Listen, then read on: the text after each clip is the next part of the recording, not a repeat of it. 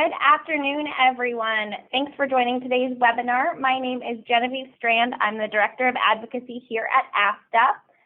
Also joining me for today's webinar, we have Evan Peck, Executive Vice President of Advocacy, also here at ASTA, as well as Richard Hoare, who's the Senior Vice President at Banner Public Affairs. So before we go ahead and get started, I just want to point out a few features on the screen that'll help you to interact with us via GoToWebinar. So we will be answering questions at the end of the presentation. If you'd like to ask a question, you are going to use that questions pane on the bottom right-hand side of the GoToWebinar pane. You'll see an arrow, and that will pop open a window pane, and you can go ahead and type in your questions for us there. If you are having trouble hearing the presentation, please make sure your speakers are turned on, and if you did dial in, just try hanging up and dialing back in again.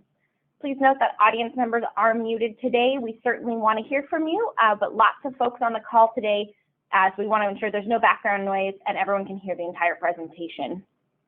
Finally, we are recording today's webinar, so for anyone that's not able to access it today or join us in its entirety, we are going to have that available for access on asta.org by the end of the week, and a recording will also be automatically sent out to everyone who has attended or registered for today's webinar, and that'll be sent out about an hour after today's webinar wraps up. So quickly, an overview of what we're going to talk about today. We're going to start talking a little bit about Legislative Day. What is it and why does it matter? We're then going to turn it over to Richard to talk a little bit about virtual Hill meetings 101 and some best practices there. Evan's then going to give us a briefing on the issues, and then I'm going to run us through some logistics for the event, as well as going over the Voter Voice app that you'll be using to access your meeting schedule. And then at the end, we will leave some time for Q&A. So with that, it is my pleasure to pass it over to Evan to get us started. Thanks, Genevieve, and thanks everybody for being on the webinar today. If you remember, our last in-person ASTA event before the pandemic was Legislative Day in February of 2020. So I think it's appropriate that our first in-person event on the back end of the pandemic is also Legislative Day. It's appropriate because the government has played such a huge role in the prospects for our business over the past 14, 15 months. If you want to advance the slide, Genevieve. Just going to talk really briefly about why we're doing what we're doing.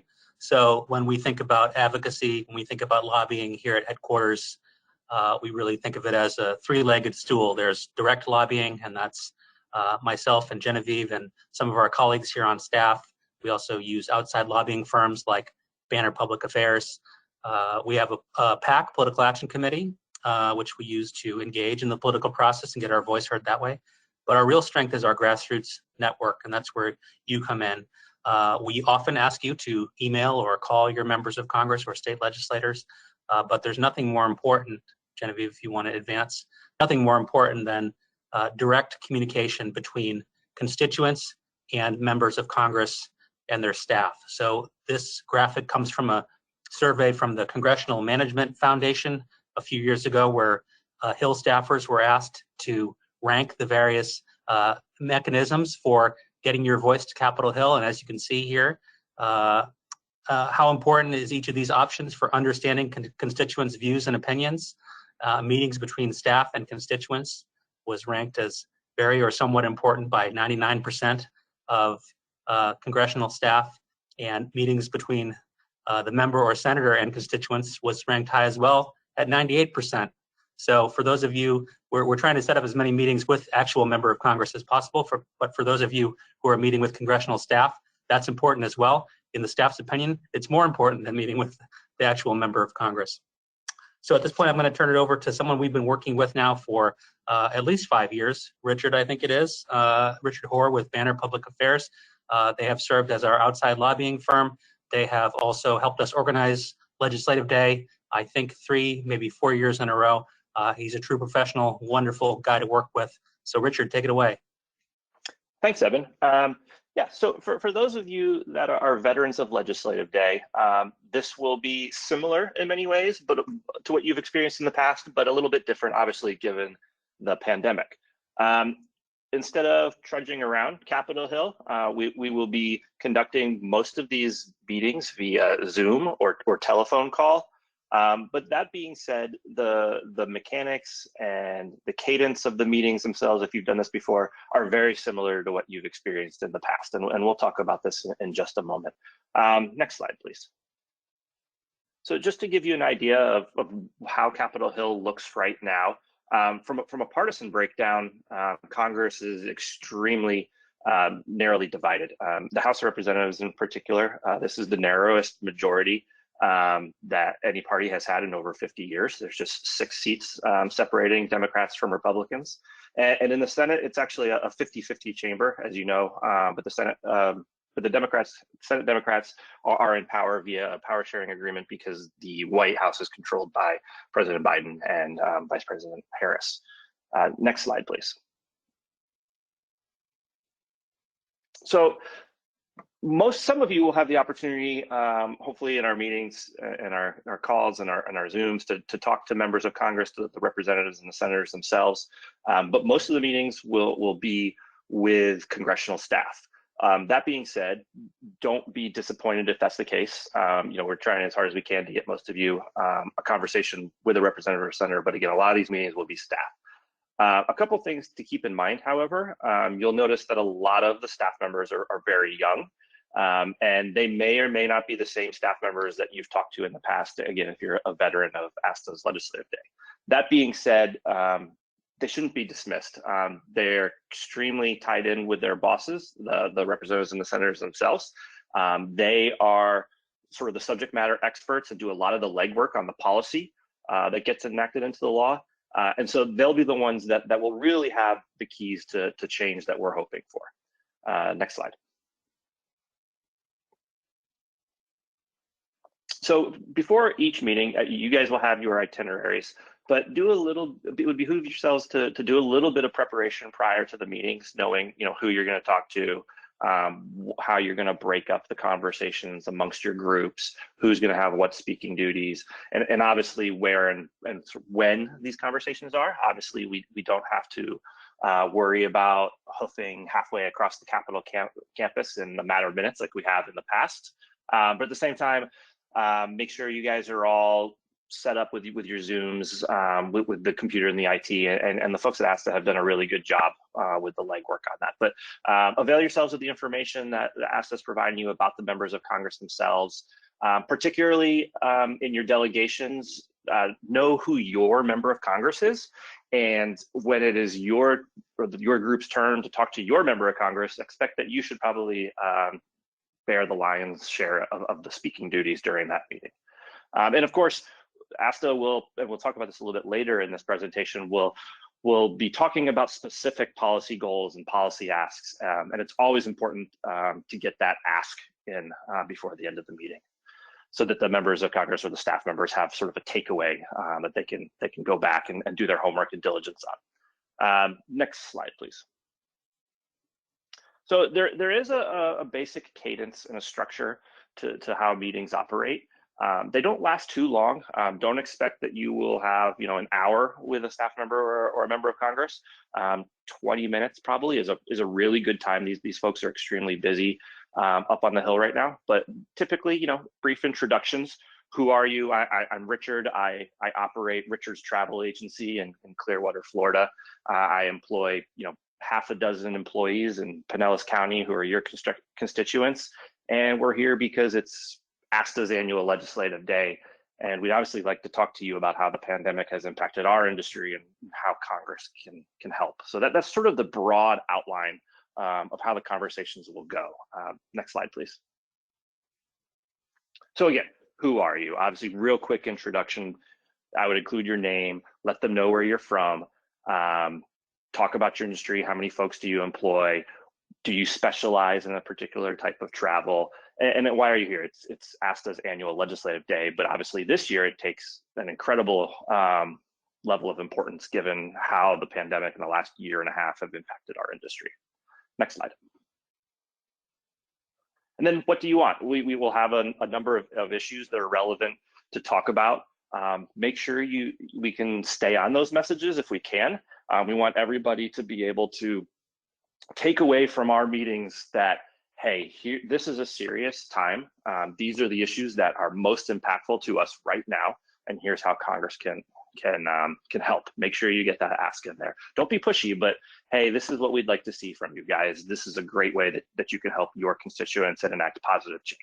And then, of course, obviously, thank you at the end of the meeting. Offer that when times become normal or a little more normal, or depending on where you are, that you'd love to have the members of Congress or the staff themselves, when the opportunity arises, to come and tour your offices or meet with your staff to get a firsthand view of how your businesses operate.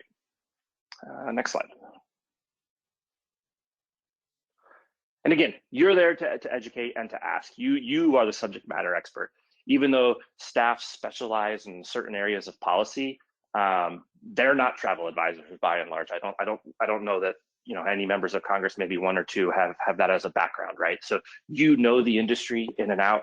You know what's happening. You're experiencing it. Your bottom lines are being impacted right now. So educate them. Give them that firsthand experience. As a former staffer myself, I know that it's invaluable when people who are actually out in industry, they came in and actually told me how things would work, and showed me and used anecdotes of what they were experiencing.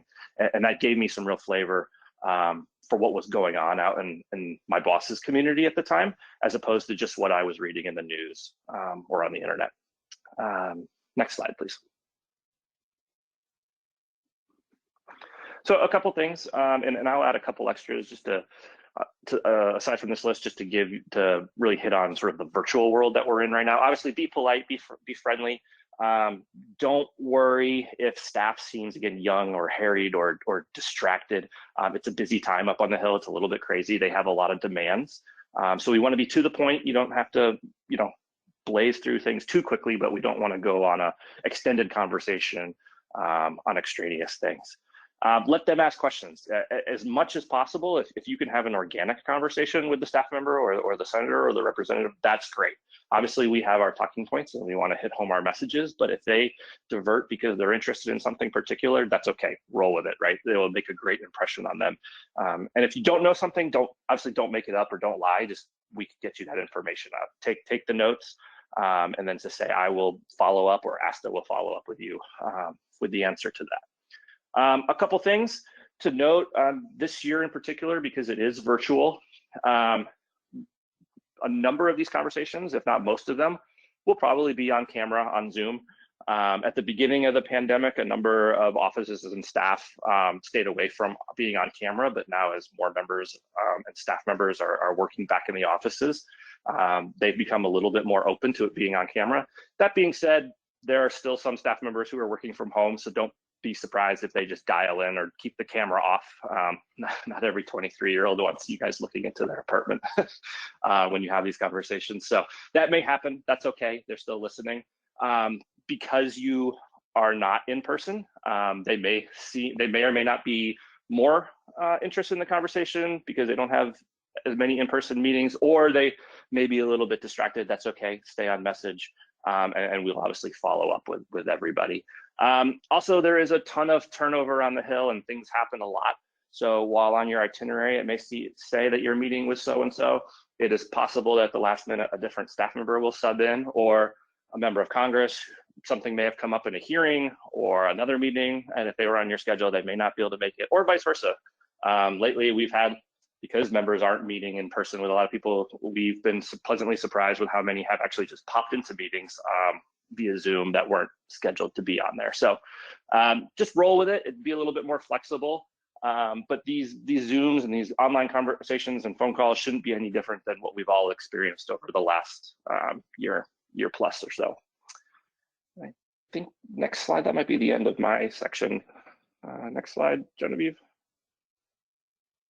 And again, I'm happy to answer any questions about this at the end if there are any. Thanks, Richard. I'm back. Yes, to stress what something Richard pointed out, I think everybody's going to have to show a lot of flexibility this year.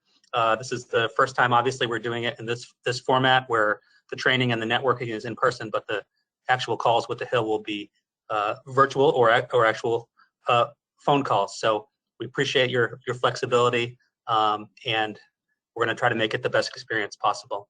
Genevieve, if you want to advance. So before I get into the issues, I just want to talk about how we decide which issues to bring forward, to ask you to bring forward during our legislative days.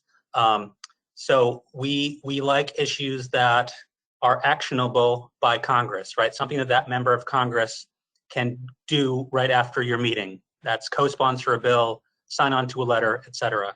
As much as we would all like to complain about the CDC and State Department, and trust me, I would like to do that, there's less sort of direct activity that a member of Congress can do with regard to the CDC or State Department or administrative agencies like that. So we like to stay focused on legislative asks. We want the issues to be easily understood and explained, understood by you, explained by you, hopefully understood and by the congressional staff as well. We like issues or set of issues that's bipartisan. As Richard said, the margins in both chambers are pretty slim, so it's important to bring forward issues that have broad appeal and aren't viewed as overly partisan. And then we struggle sometimes with how many issues to ask you all to bring forward in your meetings. I think the first legislature we had 4 issues. We brought it down to 3 at some point. The last 2 years we've had it at 2 issues. After a long process here internally, consulting with our Government Affairs Committee and our Board of Directors and others, we settled on 3 this year, if you want to advance. So they are the SAVE Act, which I'll get into, Alaska cruising, and tax incentives for travel and meetings, if you want to advance. Before we get to the issues, though, it's important every year, but especially this year, to spend a little bit of time, during your round of introductions, talking about what you do in your business, the value you provide to consumers, why travelers use a travel advisor, why small businesses use a travel advisor to manage their travel, et cetera. There's a lot of turnover, as Richard said. These folks are young. Some of them will never have used a travel advisor before. So it's important to use this opportunity to educate them as well, in addition to asking for stuff. There's a lot of new faces on Capitol Hill this year, 9 new senators out of 100, 63 new House members, which is more than 15% of the entire body. And of course, this shouldn't surprise anybody you're talking to, but COVID has really changed everything for us. You all know this very well, but according to our member surveys, average revenue was down in 2020, 82% versus the year before. About 60% of the W-2 workforce has been laid off. And last but not least, as you're all familiar with, because of commission schedules and whatnot, there'll probably be a substantial lag, 6 to 8 months between when travel bookings pick back up, which is hopefully starting to happen, hopefully starting to see that, and when the revenue follows that. So we have been hard hit. That won't surprise you, but it's important to make that very clear to the folks you're talking to. And we'll have lots of facts and figures in your app, and also will be emailed to you beforehand that you can review before you go into these calls. Want to advance? All right, the first issue is the SAVE Act. This has to do with the Shuttered Venue Operators Grant Program, which was created at the end of last year by an act of Congress. It's also known as the Live Events Grant Program, or the Save Our Stages, SOS, grant program. It was designed initially for live event venues.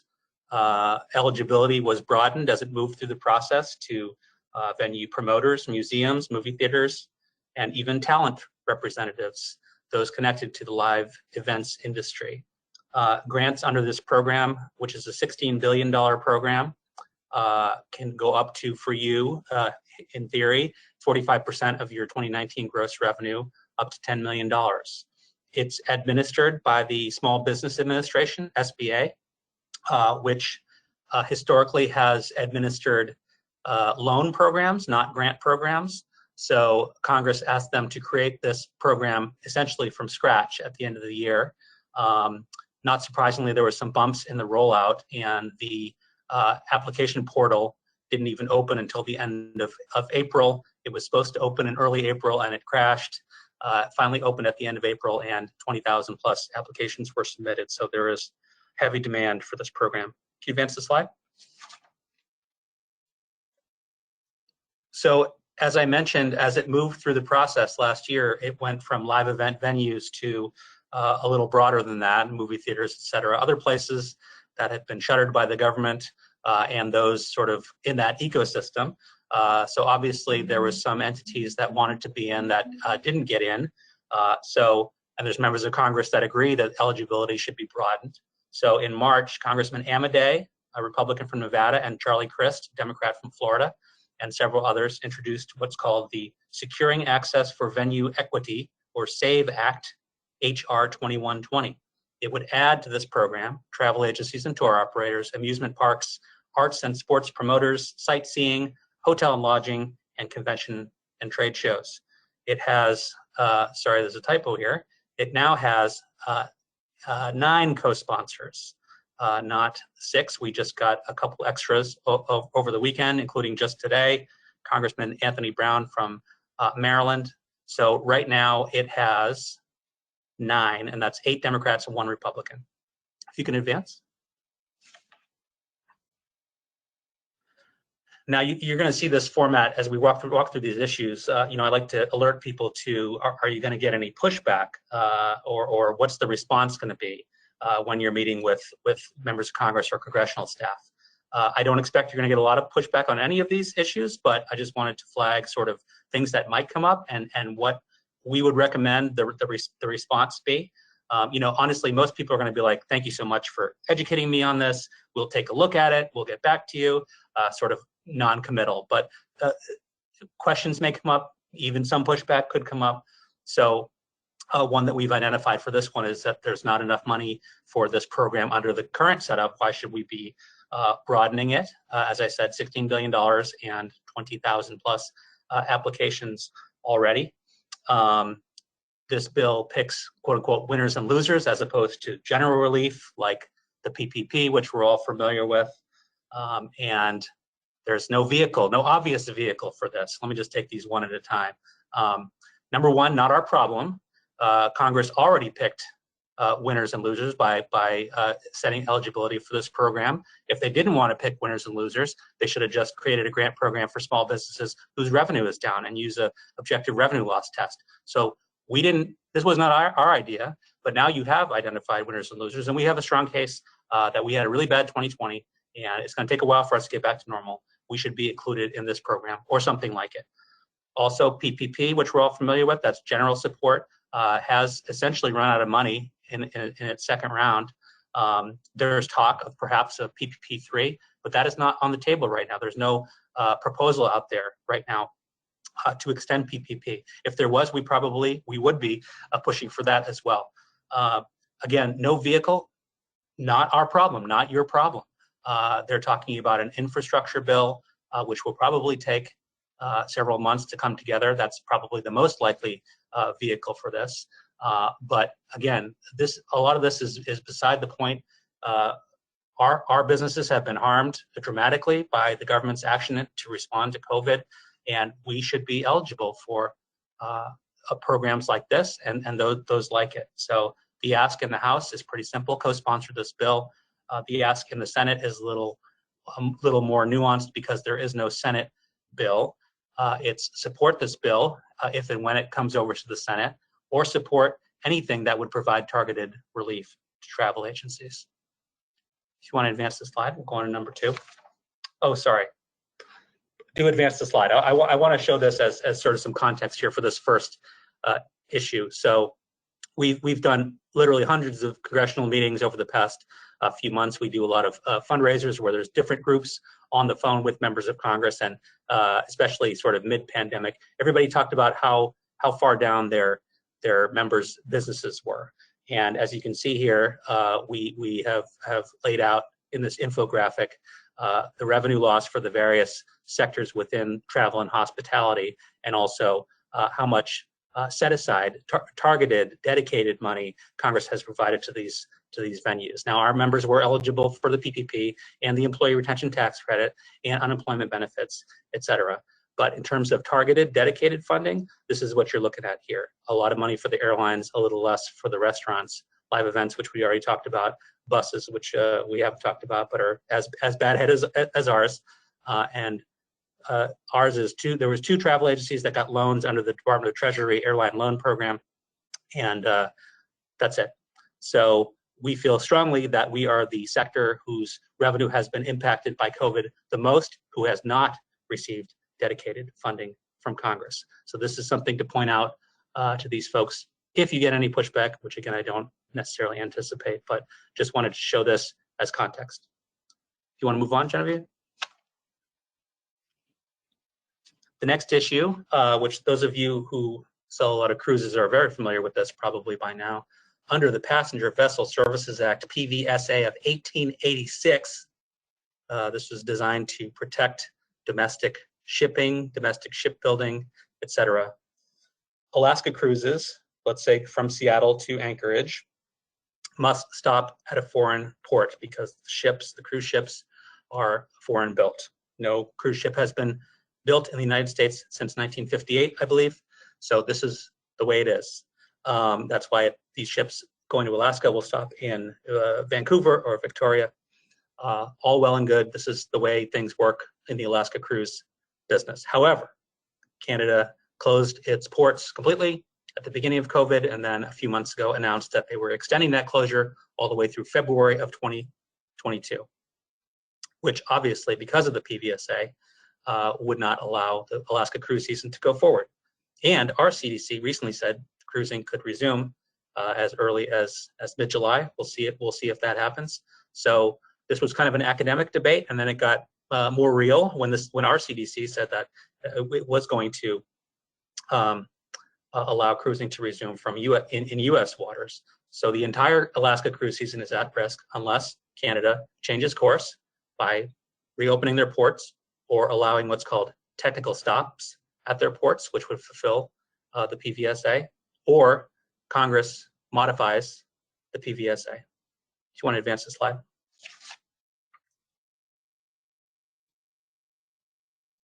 So you can imagine what the Alaska congressional delegation, which is 3 Republicans strong, felt about Canada's decision. They have introduced a bill called the Alaska Tourism Recovery Act. It would temporarily suspend the PVSA until Canadian ports reopen. It would only apply to voyages between Washington State and Alaska. So it's temporary. Time-wise, it's geographically limited. It's a very modest 1.5-page piece of legislation. And again, it was introduced by the 3 Alaska members of Congress. So there's a bill in the House and the Senate. You can advance the slide. Potential pushback, we've heard this before. We support the Jones Act. Now, the Jones Act is different than the PVSA. The Jones Act has to do with cargo ships as opposed to passenger ships. But there's a whole ecosystem of shipbuilders and maritime unions and other stakeholders that has a vested interest in keeping things as they are. And so the PVSA and Jones Act are different, but they are related. So a lot of offices we met with, mostly, I would say, Democrats especially, coastal state senators and members of Congress especially, have this kind of knee-jerk reaction when you're talking about anything to do with Jones Act or PVSA. From Democratic offices, you may hear, well, we think cruise lines need more regulation. That may be true. That's not what we're talking about here. I'm sure that the more regulation they want to put on cruise lines would be permanent, whereas what we're talking about here is something that's temporary and geographically limited. And then last but not least, we haven't heard this, but it could come up. We've heard that even if this happened tomorrow, there would not be a whole lot of the Alaska season left to conduct because it takes so much time to get ships in place, et cetera. That may be, I think there's a sliver of a chance that this is something that we can salvage at least a bit of the season. And again, it's wrong on principle that this quirk in law is preventing the Alaska season from going forward. We're talking to members of Congress at Legislative Day. We're not talking to the Canadian Transport Ministry. So this is something that they can do to show support for our priorities as soon as they get off the call with you. To be clear, yes, this is a legislative ask. ASTA supports any solution, whether it's legislative, whether it's regulatory, whether it's diplomatic, to fix this issue. And last but not least, I think legislative activity on the PVSA increases pressure on Canada to act. So what we're doing is serving several purposes, but the ask is pretty simple: co-sponsor these bills. You can advance the slide. And last but not least, tax incentives. It's important before we get into this to keep in mind the difference, especially in congressional staffers' minds, between relief and recovery. So relief is what we've all been fighting for the past 14 months. We're still fighting for. That's cash in your pocket, support for small businesses, support for unemployed workers, support for ICs, et cetera. And there's recovery. Recovery is more tax incentives, using the tax code, not necessarily to put money in people's pockets, but to incentivize them to undertake certain activities. So this third bill falls in that recovery category. The Hospitality and Commerce Job Recovery Act was introduced in both chambers by Congressman Horsford in the House, who's a Democrat. It has 51 co-sponsors as of a few days ago, 28 Democrats, 23 Republicans. Senate bill by Catherine Cortez Masto, Democrat from Nevada, and has two co-sponsors, both Republicans. As you can see, most of the activity has taken place in the House so far on this, but this is something that we're pushing for. If you could advance the slide. So there's a couple parts to this bill. There's really only two that we care about most. And to split it up, one is basically business travel related and one is leisure travel related. So for meetings and trade shows, it would create a tax credit for convention, business meeting, trade show organizers and attendees in 2022, 23, and 24. The tax credit would be 50% of the costs for attendees and 100% of the cost for organizers. There's no cap on this tax credit under the current bill. So you could see how this would incentivize people to attend conferences and people to put on conferences and all the beneficial economic activity that comes from conventions and trade shows and business meetings, et cetera, in terms of restaurant visits and hotel nights, et cetera, commissions for you, et cetera. If you could advance the slide. And then there's an individual or family travel tax credit for certain taxpayers for domestic travel. The last thing I talked about was for domestic conferences as well. I should have made that clear. Domestic travel this year, next year, and 2023. Up to $1,500 per year, plus $500 per child. However, the credit starts to phase out for those making more than $75,000 per year, or $150,000 a year for married couples. There was a proposal put out last year by a senator who's not in the chamber anymore that would have provided a travel tax credit of up to, I want to say, $8,000 per year for for anybody who spent that much money on travel. And there was some criticism about subsidizing vacations for rich people, which I didn't agree with, but that's just sort of some context for you here. So if you could advance the slide. As you can see from the co-sponsor list, there's a lot of co-sponsors. It's pretty bipartisan, this bill. I don't expect a lot of pushback on this one, if any, but just to flag a couple for you. As I mentioned on the meetings and trade show thing, there's no cap on the deduction. So if somebody came into the ASTA Global Convention and spent $400,000 on a booth, which Zane Kirby, our CEO, would absolutely love, they could write the entire cost off. That might generate some opposition in some corners. Again, we'd be fine with it. But that's one aspect that could lead to some pushback down the line. Travel's already coming back. No need for incentives. Read the papers. TSA numbers are through the roof. Everything's back to normal. And as we know, for us, the commission is going to lag on the first part. Business travel is going to come back after leisure travel. And we have a lot of folks that do nothing but business travel. We have a lot of folks that do sort of some business and some leisure. Obviously, international is going to take some time to come back. I think that's pretty clear, especially in certain parts of the world. So we're not going to get back to full health until the travel industry is firing on all cylinders. That's domestic, that's international, that's leisure, that's corporate. So this kind of incentive to help stimulate at least the domestic part and the business and leisure part is something that's going to be needed as we climb out of this hole. So if you want to advance the slide. So summarize the asks. The SAVE Act in the House, pretty simple. Co-sponsor the SAVE Act, for the love of God. In the Senate, support the SAVE Act if it comes over, or support targeted relief for travel agencies. Alaska Cruising, co-sponsor the Alaska Tourism Recovery Act. And last but not least, on tax incentives, co-sponsor the Hospitality and Commerce Job Recovery Act. If you want to advance the slide. So we're going to email all this to you as attendees. We're going to have it on our website. We're going to have it in our event app, which Genevieve is going to walk through. We will have materials on all of this from previous weeks and months on our website. asta.org/advocacy is kind of our main page. Press releases, testimony and filings. Every letter we've written to Capitol Hill or any governmental entity is on our website. You can also find and contact your elected officials and start doing some research before you arrive in DC next week. So at that point, I think I will turn it over now to Genevieve. Thanks so much, Eben.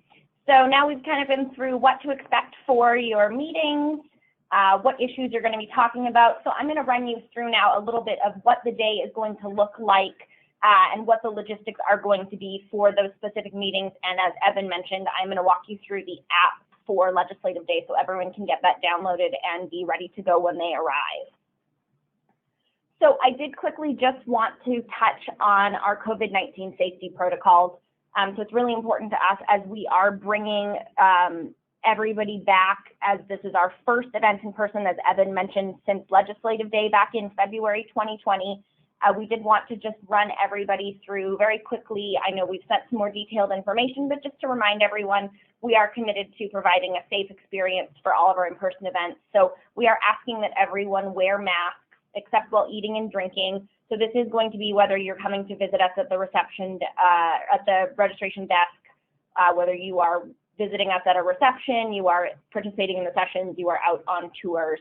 And we are asking masks to be worn regardless of vaccination status. We're also recommending you do all those good things that we hope you've been doing this year: hand washing, 6-foot distance, elbow bumps, air high fives. So just remembering that we are really trying to set a good example here as we bring everyone back for our first event post-COVID. So with that, I'm going to run through quickly what to expect on site. So Tuesday is when we kick off in earnest. So Tuesday, May 18th, we're going to start with a number of receptions. So we do have from 5:30 to 6:30 a reception for our Corporate Advisory Council members, and another reception from 5:30 to 6:30 running at the same time for our Young Professional Society members. So details have been emailed out on those and are also on the website. And we kick off in earnest at 6:30 with a welcome reception, and we will also be giving out our Global Travel Advocate Award. So now normally we do this up on Capitol Hill. So it's going to probably, as all things Ledge Day, look a little different this year. We might be having some acceptance videos from our members of Congress. We may be having some staff coming to accept those in their place, but we will be giving out those awards to 3 very deserving members of Congress.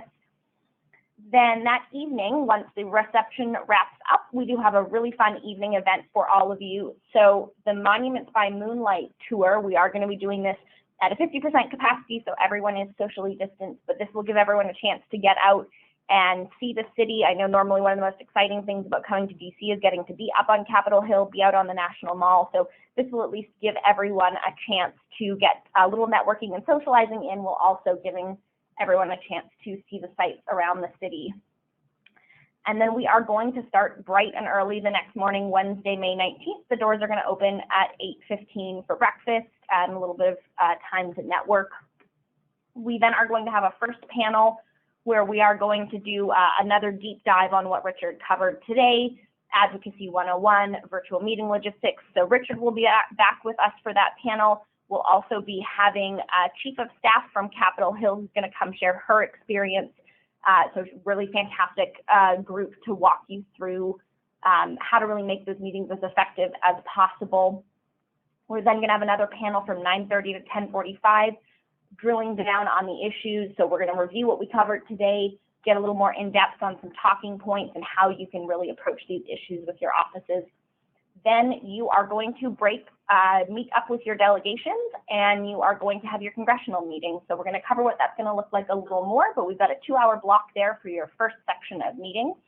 And then from 12:30 to 1:30, it'll be some free time for delegations to either grab lunch or for you to grab lunch with colleagues from 12:30 to 1:30. Then in the afternoon, another thing I'm really excited that we're able to bring you this year, we do have a keynote speaker who's going to be coming from 12:30 to 1:30, Kate Anderson Brower. She is a New York Times bestselling author, former White House correspondent, and she is going to give everyone a bit of an inside view of DC, the White House, a look inside behind the scenes at how everything works. So I think this will be a great way to get a little bit of that DC magic that we're missing from being up on the Hill that day. And then we're going to have another break from 2:30 to 4:30 where you're going to go out and again go back to those congressional meetings in your breakout rooms. Then we're going to bring everyone back together. Something we've talked about doing and gotten some feedback from members over the years that it's really great to come to Ledge Day. They leave the day so excited and so motivated, but they want to do more and they don't know how to continue that engagement year round.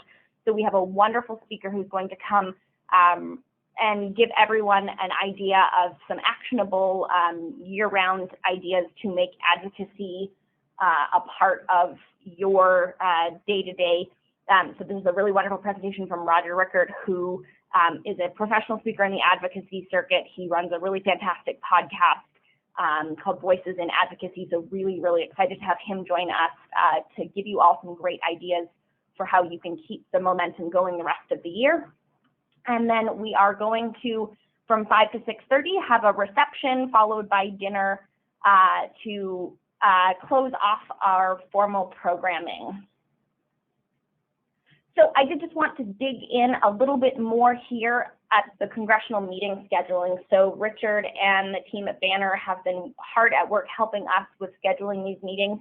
So when you signed up, you provided us with your home address, and we're going to use that to pick the correct representatives and your 2 senators to pair you with. So everyone will have those 3 pre-scheduled meetings, and those individualized meeting schedules are going to be provided to you. They will be uploaded directly into the app. I'm going to show everyone how to access those in the app shortly here, but that will provide you with your schedule for the day.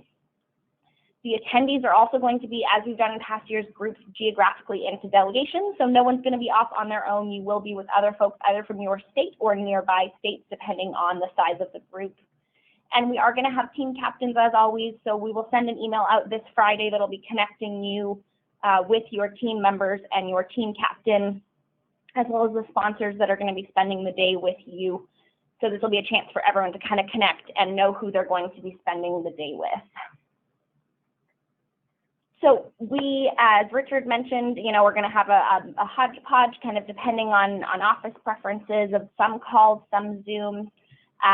We do have breakout rooms set up, so it's going to vary by group depending on what technology is needed, but delegations are all going to be assigned to breakout rooms, and those rooms are going to be outfitted for you with video setups, Bluetooth speakers, everything you need to make your calls or video calls. The team captains are going to help get the Zooms and calls set up, and we are also having AFTA staff and AV techs that are going to be circulating, so everyone should be good and comfortable with the technology. This is what we've all been doing for many months now, but we'll make sure you're well supported through the process as well. And then finally, I did just want to touch quickly on the Voter Voice app. So this year, to reduce contact, normally we do give out a big folder, and that folder has all of your talking points and your leave behinds and bios for the members you're going to be meeting with, copies of the infographics, all the materials, the giant folders. And so we're cutting back this year. We're going paperless to try and reduce contact in the COVID era. So we are going to be emailing materials out to the attendees ahead of time. So on Friday, you will get a copy of these slides, a copy of the talking points and leave behinds, infographics, state fact sheets, everything you need to sort of brush up ahead of time And those materials will also be available in the app. So if you do want to print them for yourself, you'll be able to do that on Friday. If not, you'll be able to access those all digitally through the app. So I'm going to quickly now run through. Hopefully everyone has their phones with me and with them, and if not, you can follow through with me on the replay. So we are going to be using an app called Voter Voice. This is the software that we use to do all of our grassroots outreach. So for those of you who've ever sent a message through our grassroots software, you've used the other components of the Voter Voice program. So first step is going to be just going ahead and downloading Voter Voice in the App Store. So it's spelled V, and the two V's are capitalized in Voter Voice. So from there, you're going to sign in. Oh, I apologize, that jumped away. So you're going to download the Voter Voice app. You're then going to sign in using your email. So the one thing I do want to highlight here is please make sure that you are using the same email that is used for your ASTA.org account. I know most of us have several email accounts, but that is the account that we have used to set up all of your meetings under. So if you log in using an alternate email address, you're not going to see those emails pop up. So if you're unsure what email address is associated with your ASTA.org account, don't hesitate to reach out to us. We'll make sure we get you squared away.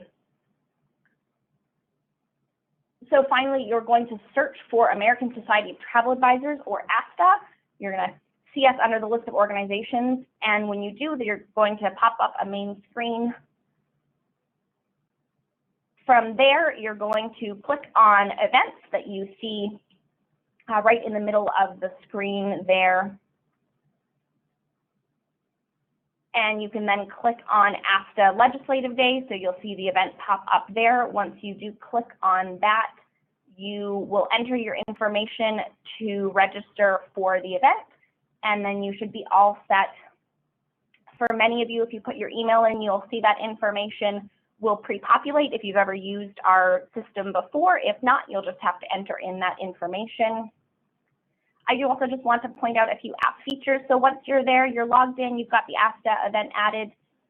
If you click those three dots on the left-hand side there, you will see a pop-up. You can access a whole bunch of other information, but what you're going to be using for Legislative Day is this tab that says Meetings, and this is where you will see a list of all of the meetings we have pre-scheduled for you. So I ask that you all take a look. We do expect to have all of those meetings populated by Friday. So please take a look over the weekend, and if you're not seeing those meetings show up, please just reach out to us again. It may be that you've used a different email address than we have on file. And I did also want to point out that, again, as we mentioned, there is a number of resources. There will be a copy of the program available. We're going to have a copy of all of our health and safety guidance in here, so please feel free to click through those tabs as well. So if you missed these instructions today, or you want to just be able to go back through them and make sure you have everything set up correctly, these are going to be posted under the attendee resources on our website. So with that, I am going to jump into some questions, but before I do, I did just want to say a very big thank you to all of our Legislative Day sponsors. I can see from the list of attendees, we have quite a number of you joining us on the call today. So thank you all so much for your support, not only financially for the event, but for taking the time to come be with us and support our members and be part of our experience virtually on Capitol Hill this year. So as I dig into some questions, I'm just going to leave some contact information up here on the screen. Please feel free to reach out to any of us on the advocacy team. We are here to support you through this event.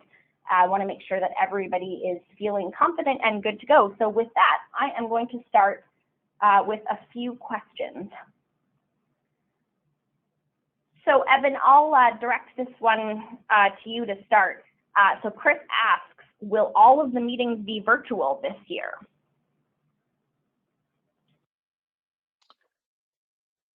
Genevieve, I think Eben popped off, but this is Richard. My understanding is that for the delegations, that yes, they'll be virtual via either Zoom or telephone call. There may be some separate panels or boards at the conference center, but for the vast majority of these, they will be either video Zooms or telephone meetings. Thanks. So Richard, I guess I just want to elaborate on that one a little bit. So I know from talking to some of the members, there's been some speculation that we are not permitting folks to be the ones to go to Capitol Hill. I guess I just want to clarify that. So I think the last time that we did an in-person meeting, actually, Richard, was you and I and Evan, and that would have been March of last year. So the Capitol complex has largely been closed to the public. It is a very few appointment-only meetings that are happening right now, and that is very, very limited. So it's not that we don't want to bring you in person to Capitol Hill, but I think it's fair to say that this is effectively what doing business has looked like in DC for the last year or so. Correct, Richard? Yes, that's right. You're absolutely right. I should have pointed out that is not by our choosing. The Capitol complex, both the Capitol itself and the staff office buildings on the House and Senate side, were closed for almost the entirety of last year because of the pandemic. The vast majority of staff were working remotely as well. And then the events of January 6th kind of pushed the timeline for opening things back up, to the right on the calendar a bit. And to your point, I think just last week, some limited in-person meetings have been allowed. It's at the office's discretion. And there's some very tight rules that revolve around those. So yeah, I don't think I've done an in-person Hill meeting myself as a lobbyist in over a year. That's just the way of doing business right now. Hopefully by the time we do Ledge Day next year, we'll all be able to go back into the offices and meet people in person. Absolutely. We're all looking forward to that day. It's been a long time since we've been up on the Hill as well. So we did have a question from Karina, who wanted to ask if you should be bringing your own laptop or device to connect to meetings. So I would say to that, you are welcome to bring a laptop or a device. It's never a bad idea to have a backup, but we will have laptops available for those calls that we expect will be video, and we will have Bluetooth speakers for folks to connect phones to for those calls that we expect to be done just purely as calls. So it never hurts to have a backup, but we will have the basic technology in place for all of the calls.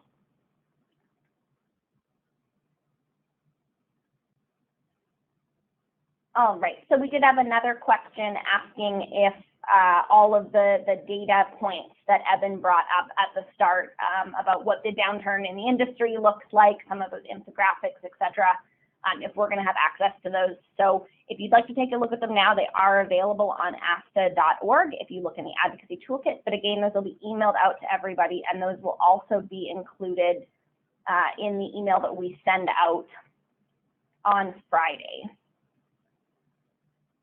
And then one more question asking about attire. So we generally do say business attire for all events, but I would say given the tour that is off-site, if you did want to go business casual for the tour, I'm sure that that's more than acceptable for the trolley tour.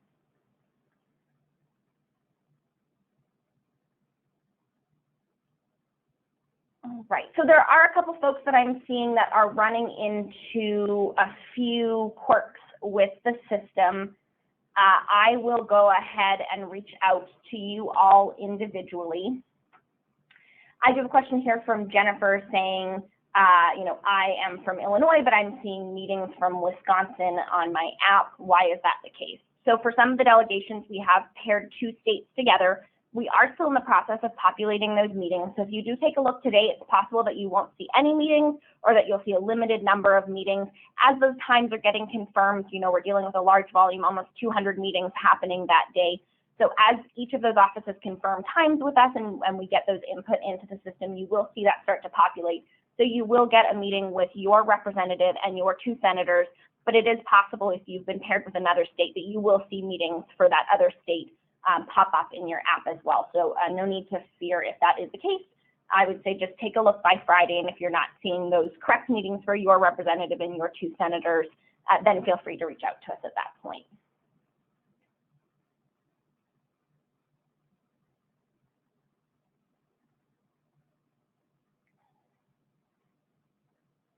All right, so I am not seeing any more questions that are sort of for the good of the order. I do see one or more individual questions here that I will be sure to circle back on. So with that, I am just going to remind everyone again that contact information for Evan, myself, and our colleague Lou, who's also hard at work behind the scenes making Ledge Day happen, are up on the screen. If you do have any further questions, please don't hesitate to reach out. And again, for those of you that had some more peculiar concerns about the app or the likes, we'll reach out. So with that, I do just want to say thanks to all of you. A very big thanks, Richard, for your time today, and we're looking forward to seeing you on site at Legislative Day as well.